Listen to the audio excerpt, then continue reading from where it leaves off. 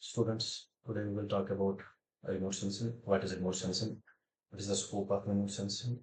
What is the fundamental principle behind the remote sensing?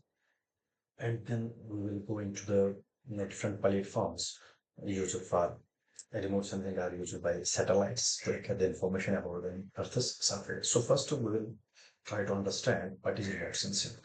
So when we define remote sensing, it is the in simple words, we can say it is the acquisition of information about the Earth's surface without any physical touch with that object, or without without any physical touch with the Earth's surface, or different types of attributes which are present on the Earth's surface. So, or we can also define it as the obtaining information about the object without going in physical touch with that object. Okay.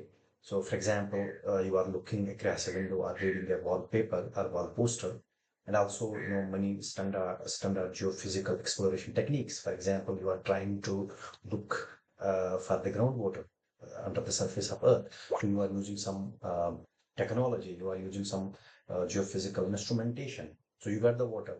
At the depth of 20 meters or 30 meters, you will get the water. So you are acquiring the information about the subsurface of the earth without going into physical touch with that up to that depth. So similarly, you have some wallpaper, you are interpreting that wallpaper. Say, for example, you have some geological map or you have some geographical map. You are trying to interpret that map. You are looking at that map and you are getting that there are a number of lithologies, present on that map. There could be different types of structures. So you are trying to get the information out of that paper, out of that wall poster. You can say now, this is a geological map, this is a geographical map. So you are acquiring the information out of that map without going in physical touch with that map. Okay, so remote sensing has two facets. One facet is it is the technology. So we can acquire the information about an object, and the device which is used to acquire the information is located at a distance from that object. So it is not in a physical touch with that object. And second is the data, the information which we got from that, from that object. So we are trying to interpret that so that we will be able to know its physical attributes. We will be able to know how it looks, what are the different physical attributes which are associated with that particular object. So both these aspects, one is technology and another is the analysis of the data. Both are intimately linked with each other. Means they are interdependent. So before interpreting the data, we should have some data.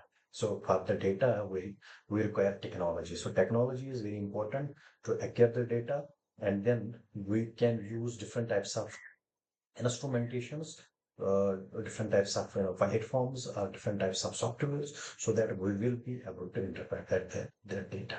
So remote sensing जो है, practically, when we try to understand, how remote sensing works. So it actually works using the electromagnetic radiations. So the different types of radiations which are coming from the sun. So these satellites जो हैं, the radiations which are going back from the Earth's surface. So long wave radiations, short wave radiations are coming from the sun, touching the Earth's surface, gets converted into long wave radiations. So those long wave radiations then reach, when they get out of that atmosphere, they reach that satellite, and that satellite tries to get those radiations, and that converts it into the information. So commonly, our remote sensing satellites जो हैं, they work between the 0.4 micrometer and 30 centimeter wavelength range. Most of the sensors flying on aerial or spaceborne platforms, and this electromagnetic radiation is used to interpret for the deciphering deciphering the information about the ground objects, different types of features which are present on the Earth's surface. So now we have the fundamental principle behind this remote sensing. So basic principle which is involved with the remote sensing is that depending upon the physical characteristics, every object has its own physical characteristics. For example, I am wearing a black shirt, so this will be having one type of characteristic. So it means all the black light is reflected back. That is why it looks it looks black to me. Somebody is wearing white shirt, so it suggests that whole white light is reflected back. So it actually depends upon its physical characteristics. So depending upon the physical characteristics